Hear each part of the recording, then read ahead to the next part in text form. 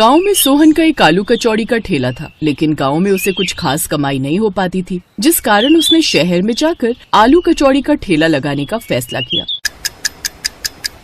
अब हमें शहर जाकर अपना काम शुरू करना होगा रमा। गांव में कुछ खास कमाई नहीं हो पा रही। दोनों बच्चे की पढ़ाई और बेहतर भविष्य के लिए हमें ज्यादा पैसे कमाने होंगे। जैसा आपको ठीक लगे। सोहन अपनी पत्नी और 2 बच्चों के साथ शहर चला आया। शहर पहुंचते ही उसकी पत्नी रमा उससे बोली, आपको क्या लगता है जी, हम शहर में अपना आलू कचौड़ी का ठेला चला पाएंगे? यहाँ तो जहाँ नजर दौड़ाओ खाने का कुछ न कुछ ठेला लगा ही हुआ है। यहाँ तो खाने की कोई कमी है नहीं। ऐसे में कोई हम गरीबों के हाथों की आलू कचौड़ी क्यों ही खाएगा? अभी तो काम शुरू भी नहीं हुआ और तुमने पहले ही हार मान ली रमा। अब वो शहर में अपने लिए किराए पर कमरा ढूंढते हैं। उन्हें एक कम दाम में कमरा मिल जाता है। अब वो उसमें रहने लगते हैं। कुछ दिनों में ही सोहन अपने घर के पास में ही आलू कचौड़ी का ठेला लगा लेता है। उसके आसपास काफी सारे फास्ट फूड के ठेले लगे हुए थे, जिस कारण उसके ठेले पर बहुत कम लोग ही आ पाते। वो जितना सामान बनाता उसका आधा सामान बिकता। सोहन परेशान होकर रमा से बोलता है, रमा, यहाँ तो सभी फास्ट फूड के दीवाने हैं। हमारी आलू कचौड़ी तो बहुत ही कम लोग खरीदते हैं। लेकिन ऐसे तो गुजारा कैसे चलेगा जी? कमरे का किराया भी देना है, बच्चे भी साथ में हैं, उन्हें भूखा भी नहीं रख सकते। हमें कोई ऐसी जगह तलाशनी होगी जहाँ हमारा आलू कचौड़ी का काम अच्छा चले। लोग ज्यादातर आलू कचौड़ी खाना पसंद करते हो। हाँ, लेकिन ऐसी जगह कहाँ मिलेगी? तभी उनकी मकान मालकिन वहाँ आती है। ऐसी जगह तो नाथपुरा ही है। वहाँ रेलवे स्टेशन और बस स्टॉप दोनों आसपास ही हैं। वहाँ हर तरह के लोग आते हैं। मुझे यकीन है तुम्हारा काम वहाँ जरूर चलेगा। और मेरे पति की उस स्टेशन मास्टर से अच्छी जान पहचान है, तो वो तुम्हारा ठेला लगवा देंगे। आपका बहुत बहुत धन्यवाद मालकिन जी। अनीता अपने पति से बात करती है। वो अगले दिन स्टेशन मास्टर से कहकर वहाँ पर सोहन का ठेला लगवा देता है। आलू कचौड़ी की महक बस स्टॉप और स्टेशन पर आने वाले यात्रियों को अपनी ओर खींचने लगती है। अब सोहन के ठेले पर यात्रियों की भीड़ रहने लगती है। एक बार एक कुली सोहन के पास आता है और उसके हाथ की आलू कचौड़ी खाकर खुश हो जाता है। वाह भाई वाह, मजा आ गया। क्या स्वादिष्ट आलू कचौड़ी बनाते तुमने, और दाम भी बहुत कम है। सच कहूँ, पहले यहाँ खाना खाने के लिए ना हमें दुकान पे जाना पड़ता था, जहाँ खाना काफी महंगा मिलता था और हमारी दिन भर की कमाई खाने में ही चली जाती है। लेकिन अब तुम्हारे पास ये कम दाम में आलू पूड़ी खाकर तो पेट भरता ही है, साथ ही 2 पैसे भी बच जाते हैं भाई। धन्यवाद भाई, अब तुम पेट भरकर खाना खाओ। ऐसे ही दिन गुजरने लगते हैं। अब तो जो रोज की सवारी वहाँ से आती जाती, वो तो सोहन के ठेले पर जाने से खुद को रोक ही नहीं पाते। वो तो अब उसके पक्के ग्राहक हो गए थे। ऐसे ही कुछ दिन बीतते हैं। एक रोज एक सेठ जिसके हाथ में काफी बैग थे, वो सोहन के ठेले के पास से गुजर रहा था कि तभी उसके बैग की टक्कर से सोहन के ठेले पर रखा सामान नीचे गिर जाता है और उसका काफी नुकसान हो जाता है। लेकिन सेठ उल्टा सोहन पर ही चिल्लाने लगता है, तुम गरीबों को भी ना बीच में ही आकर खड़ा होना होता है। मेरा सारा सामान तो गिरा ही दिया, साथ ही मेरे महंगे कपड़े भी गंदे कर दिए। लेकिन साहब, इसमें मेरी क्या गलती? आपकी वजह से उल्टा मेरा कितना नुकसान हुआ है। आप ऐसा कीजिए, मेरा नुकसान भर दीजिए। ये सुनकर सेठ उसे जोरदार थप्पड़ मार देता है। साथ ही स्टेशन मास्टर से उसने शिकायत भी कर देता है। सेठ जैसा बड़ा आदमी होने की वजह से स्टेशन मास्टर सोहन को ठेला लगाने से मना कर देता है। ये सब बातें जब रमा को पता चलती है तो वो बोलती है, ना जाने कैसे आदमी है इस शहर में, अब क्या होगा जी। अब सोहन घर पर ही रहता है। वहीं दूसरी तरफ सोहन का ठेला न लगने की वजह से अब उसके रोजमर्रा के ग्राहक भी काफी परेशान हो चुके थे। अब तो लोग इतना ट्रेन और बस के बारे में नहीं पूछते थे जितना वो सब सोहन के बारे में पूछते थे। अरे सोहन भाई की आलू कचौड़ी में जो बात थी वो और किसी भी खाने में नहीं।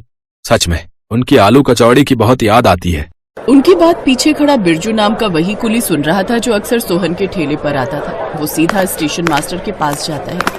ये आपने बहुत गलत किया मास्टर जी। मेरी मानिए तो आप सोहन को वापस बुला लीजिए। वैसे भी उस गरीब की क्या गलती, मैंने खुद उन सेठ को अपने सामान से सोहन के ठेले पर टकराते हुए देखा था।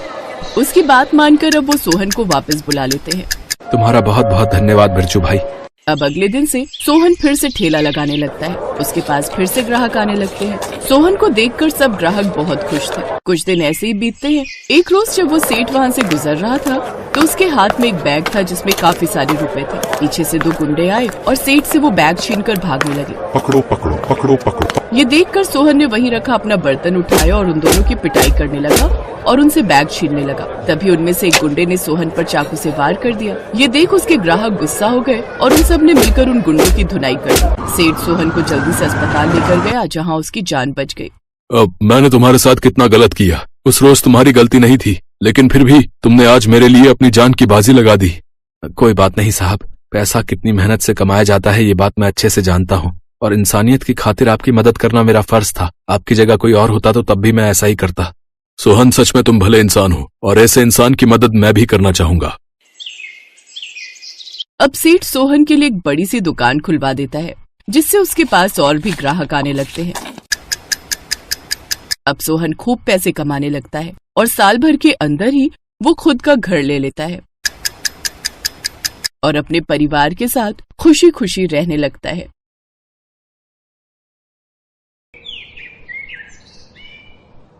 बहुत पुराने समय की बात है। ढोलकपुर गांव में गजोधर का एक बहुत ही गरीब परिवार रहता था। वो हर वक्त बीमार ही रहता था। उसकी आखिरी तमन्ना थी अपने बेटे की शादी करा दे वो। मनोज बेटा, पता नहीं ऊपर वाले का बुलावा कब आ जाए, उससे पहले मैं अपनी बहू का चेहरा देख लेना चाहता हूँ। ऐसा मत बोलिए आप, सब ठीक हो जाएगा। भला हम जैसे गरीब परिवार को अपनी लड़की कौन देगा? ऐसी कोई बात नहीं है माँ, क्या गरीबों की शादी नहीं होती? मेरे पिताजी ठीक भी हो जाएंगे और जल्दी मैं शादी भी कर लूंगा। गांव के एक पंडित जी हैं, वो तो हमारे बारे में सब जानते ही हैं। उनके पास कोई ना कोई ऐसा परिवार जरूर होगा जो हमारे घर में अपनी बेटी दे सके। मैं शाम को चाय की टपरी पर जाऊंगा, वहां पर पंडित जी हर शाम को आते हैं, वहीं उनसे बात करके देखता हूँ। ठीक है बेटा। मैं आपके लिए काढ़ा बनाकर लाती हूँ, उससे आपको थोड़ा आराम मिलेगा। मनोज मेहनत मजदूरी करके अपना घर चलाता था और अपने माँ बाप को पालता था। शाम के वक्त मनोज गांव में एक चाय की टपरी पर पहुंच गया। वहां पर गांव के कुछ और लौंडे पहले से ही बैठे थे। और मनोज भाई, क्या हाल चाल? बहुत टेंशन में लग रहे हो। अरे चाचा, अपने मनोज भाई को जरा एक मस्त कटिंग चाय पिलाओ। हाँ, बस 2 मिनट रुको, मैं चाय बनाता हूँ, पंडित जी भी आने वाले हैं। चाचा तो रुक जाओ, जब पंडित जी आ जाएं, तब हम सब एक साथ ही चाय पियेंगे। क्या बात है मनोज भाई, आज पंडित जी की याद कैसे आ गई? कहीं शादी वादी का इरादा तो नहीं है? हाँ? अरे पंडित जी का तो काम ही यही है, वो कहीं ना कहीं से खोद के आपके लिए रिश्ता ले ही आएंगे। वो लोग आपस में बात कर ही रहे थे कि तभी वहां पर पंडित जी आ गए। अरे किसका रिश्ता ले आएंगे राजू? चाचा जल्दी से अब हमारी चाय बना दो। अरे पंडित जी, बात दरअसल ये है कि मेरे पिताजी अक्सर बीमार रहते हैं। मेरे परिवार के बारे में तो आप जानते ही हैं, मैं मेहनत मजदूरी करके अपना काम चलाता हूँ, लेकिन मेरे पिताजी कह रहे थे कि मरने से पहले अपनी बहू का चेहरा देखना चाहता हूँ। तो अगर आप कुछ बस अब और कुछ भी बोलने की जरूरत नहीं है बेटा। अरे मैं तो तुमसे पहले भी बोल चुका हूँ शादी के लिए, लेकिन तू हर बार मना कर देता था। मेरे पास है एक रिश्ता, वो भी गरीब परिवार के ही है। अगर तू कहे तो बात करूं? हाँ पंडित जी, आपको जो करना है कीजिए, मेरी तरफ से कोई भी रिश्ता पक्का ही है। आप मेरे लिए कोई बुरी लड़की तो लाएंगे नहीं, बस लड़की को मेरा परिवार पसंद होना चाहिए और मुझे कोई डिमांड नहीं है। अगले दिन ही पंडित जी ने दोनों परिवारों को मिला दिया। लड़की का नाम पूनम था। पूनम का परिवार भी बहुत गरीब था। मनोज को दहेज की डिमांड नहीं थी, इसलिए उन लोगों को मनोज का रिश्ता मंजूर हो गया और दोनों की शादी हो गई। आज पूनम की पहली रसोई थी। ससुर जी की तबीयत ठीक नहीं है, इसलिए मैंने हल्का खाना बनाया है।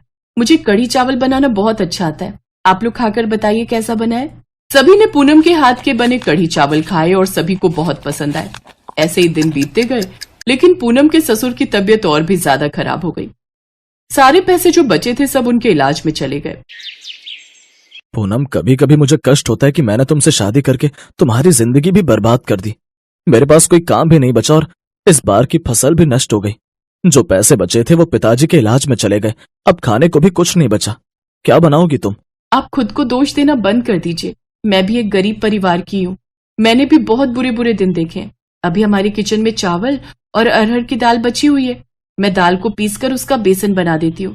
फिर कढ़ी चावल तो आप लोग को पसंद ही है। क्यों, मैंने सही कहा ना? अरे ये तो बहुत अच्छी बात है बेटा। अब मुझे लगता है कि मेरा आखिरी वक्त आ गया है। तूने मेरी ख्वाहिश पूरी कर दी, इसके लिए मैं तेरा शुक्रगुजार हूँ। मैंने बहू का चेहरा देख लिया। नहीं पिताजी, आप ऐसा मत बोलिए।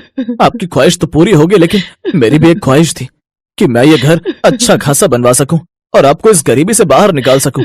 उससे पहले आप हमें छोड़कर कहीं नहीं जा सकते। माँ, पिताजी को समझाइए ना। मनोज बिल्कुल सही कह रहा है। मनोज के पापा, आपने अपनी ख्वाहिश तो पूरी कर ली। और आप इस दुनिया से जाने की बात कर रहे हैं, लेकिन अपने बेटे की बात नहीं मानेंगे क्या? आप थोड़ा धीरज रखिए, आपको कुछ नहीं होगा। मैं जल्दी से काढ़ा बना कर लाती हूँ, उससे थोड़ा आराम मिल जाएगा। पूनम भी किचन में खड़ी होकर ये सब देख रही थी। उसकी सास भी किचन में आई और अपने पति के लिए काढ़ा बनाने लगी। वो रोते हुए काढ़ा बना रही थी। सासू माँ, आप रोइए मत, क्योंकि हम रोते हुए अगर खाना बनाएंगे तो सामने वाले के अंदर वैसा ही असर भी होगा। आप खुशी खुशी काढ़ा बनाइए और ससुर जी को जाकर पिलाइए। मुझे पूरी उम्मीद है कि ऊपर वाला सब ठीक कर देगा। तब तक मैं जल्दी से कढ़ी चावल बना देती हूँ। बेसन बनकर तैयार हो चुका है, कुछ खाएंगे तो पिताजी ठीक हो जाएंगे, उन्हें थोड़ी ताकत मिल जाएगी। ठीक है बहू, तूने बिल्कुल सही कहा। पूनम ने कढ़ी चावल बनाए और सबसे पहले उसने भगवान को अर्पण किया। हे ऊपर वाले, मैं बचपन से तेरी पूजा करती आ रही हूँ, लेकिन मैंने तुझसे कभी कुछ नहीं मांगा, ना ही अपने लिए और ना ही अपने मायके वालों के लिए।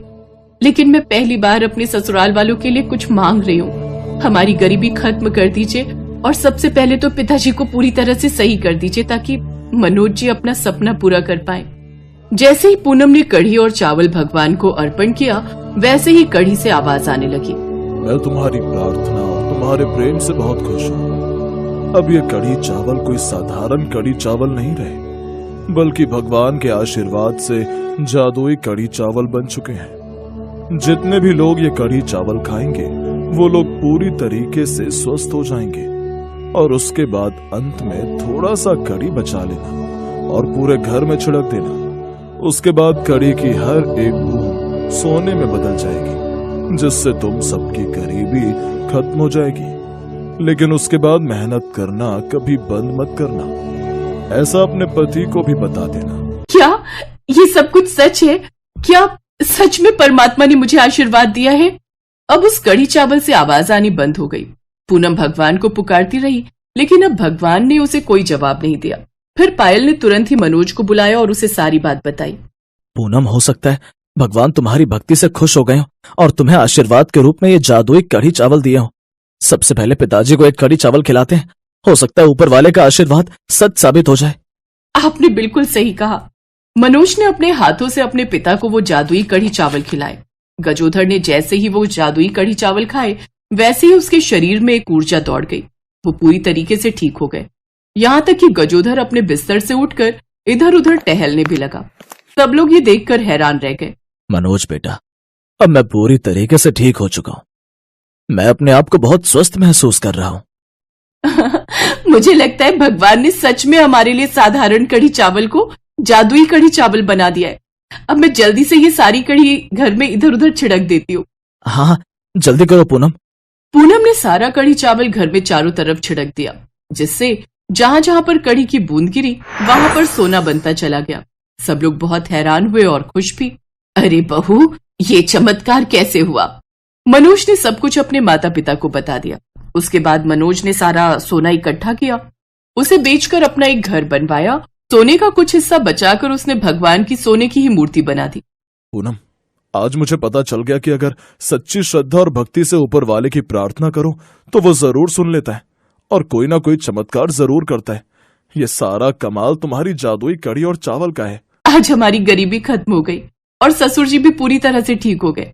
अब इस गांव में या आसपास जितने भी गरीब और परेशान लोग होंगे, उन सबकी हम मदद किया करेंगे, तभी ऊपर वाला हमारी मदद करेगा।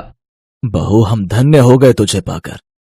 उन लोगों ने बड़ा सा घर बना लिया और इस तरह अब वो लोग अपनी जिंदगी खुशी खुशी बिताने लगे।